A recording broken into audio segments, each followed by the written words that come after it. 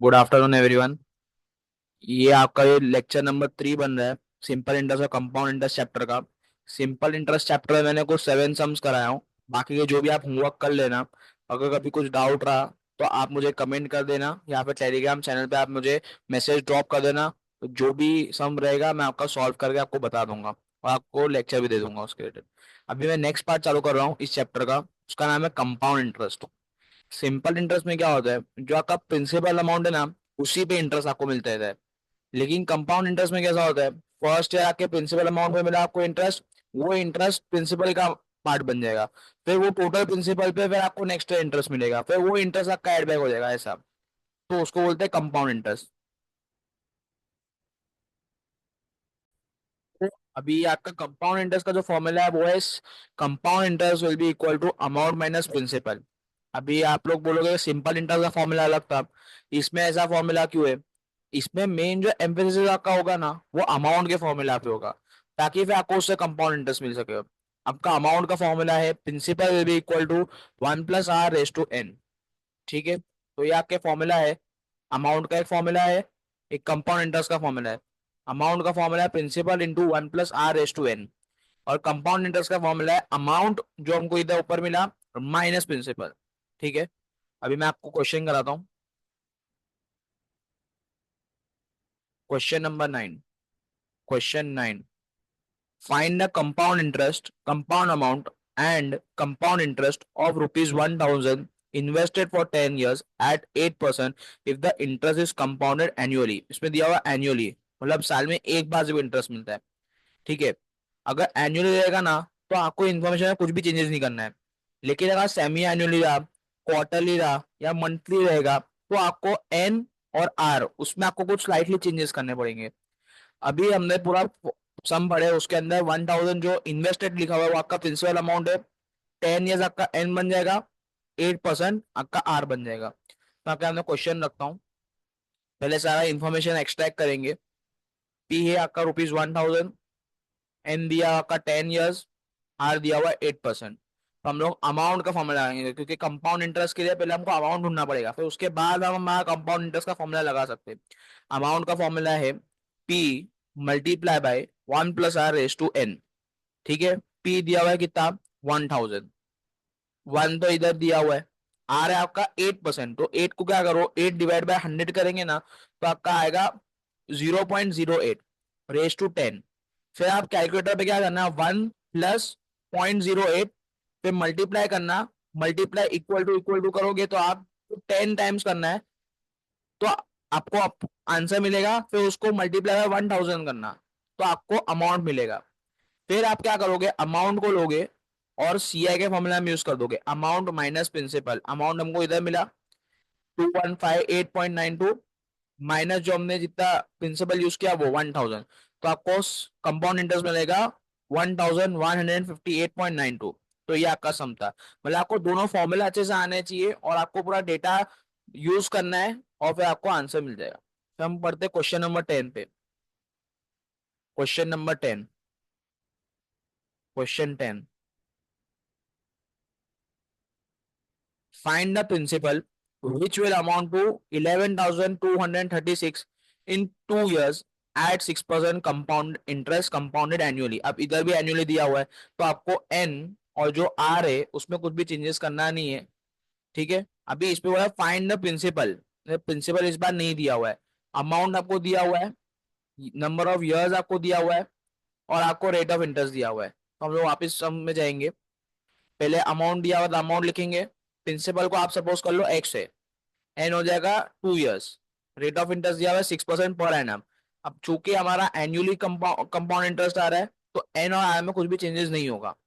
क्या करेंगे, अमाउंट का फॉर्मूला यूज करेंगे, प्रिंसिपल इंटू 1 + r⁻n। ठीक है, इंफॉर्मेशन दिया हुआ है हमको, अमाउंट दिया हुआ है, अमाउंट लिखेंगे अमाउंट की जगह पे। प्रिंसिपल को एक्स सपोज किया तो उसको एक्स लेंगे, फिर 1 लिखेंगे प्लस 6 डिवाइड बाय 100 करेंगे तो आपका आएगा 0.06। ठीक है, तो हम लोग पहले इंफॉर्मेशन यूज करेंगे। ए दिया हुआ है। क्वेश्चन नंबर 10 में वापस कंटिन्यू करता हूँ आपके लिए। Find the principal which will amount to 11,236 in 2 years at 6% compound interest compounded annually. अब इधर एनुअली दिया हुआ है तो आपको एन और आर में चेंजेस नहीं करना है। अब देखो एन दिया हुआ है, मुझे आर दिया हुआ है, पी नहीं दिया हुआ है, तो पी को हम क्या सपोज करेंगे, एक्स सपोज करेंगे, और मुझे ए दिया हुआ है तो अभी पे क्या करेंगे, इन्फॉर्मेशन लिखेंगे। ए इज इक्वल टू ₹11,236, पी को एक्स सपोज करेंगे, एन को 2 years एंड आर को 6%। अभी फॉर्मूला लिखेंगे अमाउंट का, A is equal to P into one plus R raise to N. ठीक है, ए दिया हुआ है, ए लिखेंगे, पी को एक्स सपोज कर लो और 1 लिखो, और जो 6% दिया ना आर, उसको डिवाइड बाय 100 करोगे 0.06 आएगा रेस टू 2। फिर क्या करोगे, 1 प्लस 0.06 करोगे तो आपका आएगा 1.06 रेस टू 2, मतलब मल्टीप्लाई करके एक ही बार इक्वल दबाना तो आपको आंसर आएगा। और फिर क्या करना, उसको इसके साथ डिवाइड करेगा, 11,236 डिवाइड बाय जो भी आपको इसका आंसर आएगा वो, तो आपको एक्स मिल जाएगा 10,000। अच्छा देखो, कभी भी याद रखना, जब भी रेस टू एन आएगा ना, अगर 2 आया ना तो एक ही बार कैलसी पे मल्टीप्लाई इक्वल टू दबाना, 3 आएगा तो 2 बार ऐसा करना, ठीक है, ताकि आपको, क्योंकि लास्ट समय में मैंने गलती से ऐसा बोल दिया था कि जब रेस टू 10 दिया हुआ है तो आपको 10 बार दबाने इक्वल टू नहीं, सिर्फ पहली बार मल्टीप्लाई लिखो और 9 बार आपको इक्वल टू दबा दो तो आपको 10वां आंसर आपको मिल जाएगा। ठीक है, तो आपको यहाँ पर एक्स मिलेगा ₹10,000, तो आपका पी आ गया 10,000, और अब आपको वेरीफाई करना है 10,000 को इधर पुट करके 1.0.06 करके देख लोगे तो भी आपको यही आंसर आएगा, आपको ए मिल जाएगा। ठीक है, तो यहाँ का होगा क्वेश्चन नंबर 10। देखो सिंपल इंटरेस्ट कंपाउंड इंटरेस्ट में मैं एकदम सिंपल चीज बता रहा हूँ, फॉर्मूला खाली अच्छे से याद रखो, और आपको डेटा अट्रैक्ट करना आना चाहिए कि डेटा को कैसे लेना है। ठीक है, अभी बताओ नेक्स्ट क्वेश्चन पे, क्वेश्चन नंबर 11। क्वेश्चन 11 क्या बोला है, फाइंड द कंपाउंड अमाउंट, मतलब ए ढूंढने बोला है, एंड कंपाउंड इंटरेस्ट मतलब सी आई ऑफ ₹1200, तो ₹1200 क्या है, पी, इन्वेस्टेड फॉर 5 years, मतलब एन कितना है 5 years, at the rate 5%, if the interest is compounded annually. देखो मैंने आपको एनुअली का क्या बताया, चेंजेस नहीं होगा एन और आर में, लेकिन अगर सेमी एनुअली आया तो आपको एन और आर दोनों चेंज करना पड़ेगा। अब क्या चेंज करना पड़ेगा, जब भी सेमी एनुअल मतलब होता है हाफ ईयरली, मतलब एक साल में कितने हाफ ईयरली होते हैं, 2 हाफ ईयरली होते हैं। तो आप क्या करोगे, जो 2 है ना, उसको एन में ना जो भी नंबर ऑफ ईयर्स दिया ना उसके मल्टीप्लाई बाय 2 करो, और जो आर दिया है ना उसको डिवाइड बाय 2 कर दो।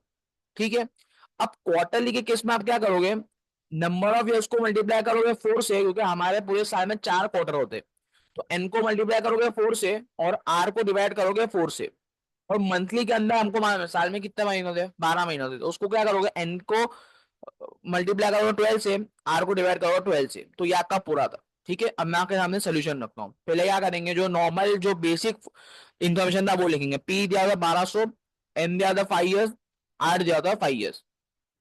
अब एनुअली दिया तो मुझे एन और आर चेंज करने की जरूरत नहीं है, तो फॉर्मूला यूज करेंगे, amount will be equal to principal into 1 + r raise to N. अच्छा देखो, कभी पॉइंट में ना वो कुछ 19 भी हो सकता है, तो टेंशन मत लेना, घबराना मत, ऐसा कोई प्रॉब्लम नहीं है।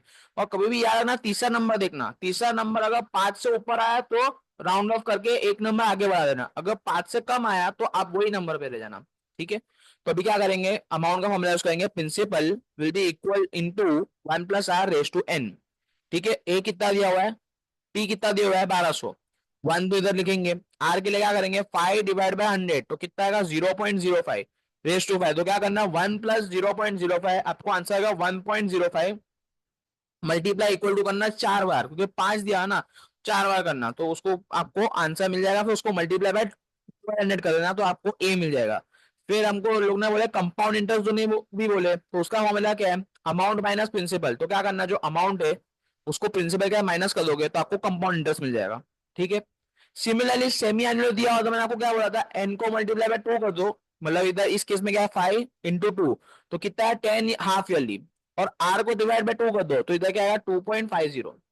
फिर क्या करेंगे, वापस अमाउंट का फॉर्मूला यूज करेंगे, P into 1 + r raise to N, तो पी दिया 1200, 1 लिखेंगे, आर को 2.5 डिवाइड बाय 100 तो आपको आएगा 0.025 रेस टू 10, एन हमको दिया ना 10, तो क्या करना है 1 + 0.025 आपको आएगा 1.025, मल्टीप्लाई इक्वल टू 9 बार करना तो आपको 10वें का आंसर आ जाएगा, उसको मल्टीप्लाई बाय 1200 कर देना तो आपको ये आंसर आएगा 1536.10, और फिर उसको प्रिंसिपल का माइनस करोगे तो आपको कंपाउंड इंटरेस्ट मिल जाएगा। वैसे ही तीसरा केस बोला क्वार्टरली, तो क्वार्टरली में मैंने आपको क्या बताया था, एन को मल्टीप्लाई बाय 4 करेंगे, आर को डिवाइड बाय 4 करेंगे, तो इस केस में आपको, इधर मैंने हाफ ईयरली गलती से लिख दिया हूं, इधर हाफ ईयरली नहीं आएगा, ठीक है ना, कंफ्यूज हो जाओगे। तो इधर क्या करेंगे, 5 दिया हुआ है एन मेरा ओरिजिनल, मल्टीप्लाई बाय 4, तो कितना आएगा 20। आर कितना दिया है 5, डिवाइड बाय 4 हो जाएगा 1.25। ठीक है, तो उसके बाद करेंगे वापिस अमाउंट का फॉर्मूला यूज करेंगे, P into one plus R raise to N. तो लिखेंगे 1 प्लस 0.0125 रेस टू 20। तो क्या करना, 1 प्लस 0.0125 रेस टू 20, तो मल्टीप्लाई इक्वल टू करके 19 बार करना, फिर उसको मल्टीप्लाई 1200 करोगे तो आपको आपका आंसर मिल जाएगा। फिर सीए का फॉर्मूला यूज करेंगे, अमाउंट माइनस प्रिंसिपल, तो आ जाएगा 1538.44 माइनस 1200, तो आपको डिफरेंस मिल जाएगा। फिर मंथली के केस में अंदर आपको मैं बताया था, एन को मल्टीप्लाई बाय 12 करना है, आर को डिवाइड बाय 12 करना है, तो आपको इस केस में एन आएगा 60, आर आएगा 0.42। ठीक है, फिर वही अमाउंट का फॉर्मूला यूज करेंगे, amount will be equal to principal into one plus R raise to N. Amount principal लिखे, वन प्लस जो आर दिया हुआ है जो 0.42 दिया उसको डिवाइड बाय 100 करेंगे, और वन का ऐड करेंगे, मल्टीप्लाई इक्वल टू 59 टाइम्स करेंगे, फिर उसको मल्टीप्लाई बाय 1200 करेंगे, तो आपको अमाउंट मिलेगा। अमाउंट मिलेगा तो कंपाउंड इंटरेस्ट का फॉर्मूला यूज करेंगे, अमाउंट माइनस प्रिंसिपल, तो आपको डिफरेंस मिलेगा कंपाउंड इंटरेस्ट। तो आज के लिए इतना ही है। ठीक है, मैंने आपको कुछ टोटल 3 सम करा, फर्दर मैं और 2-4 सम करा दूंगा, फिर आपका चैप्टर 11 पूरा हो जाएगा। फिर उसके बाद वाले लेक्चर में आके नया चैप्टर स्टार्ट करूंगा। ठीक है, तो that's it for today, thank you so much. Like करो, शेयर करो, सब्सक्राइब करो, कोई भी रिलेटेड कंटेंट चाहिए तो जरूर डीएम करना, मैसेज भी कर सकते हो आप मेरे टेलीग्राम चैनल पे। So that's it for today, thank you, bye bye.